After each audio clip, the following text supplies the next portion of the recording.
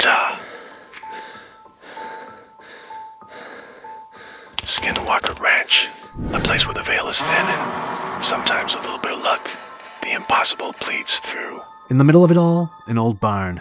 Weathered timbers, sagging roof, and hidden inside a wormhole.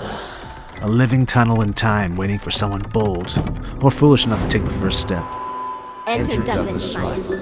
With a few careful twists of wires, he bent it to his will. And where did he go? Straight into December 1773, Boston Harbor.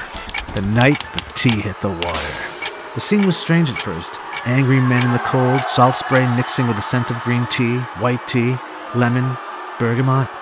A sweetness behind the bitterness, spiced and floral like Earl Grey drifting over the tide. And beneath it all, black tea, tobacco, amber, vanilla musk, the scent of rebellion itself. Douglas always wanted to attend a tea party. Every Mad Hatter does. But this was no ordinary gathering. This was defiance steeped in sea salt and smoke. Ah yes, just as I thought. It's tea time.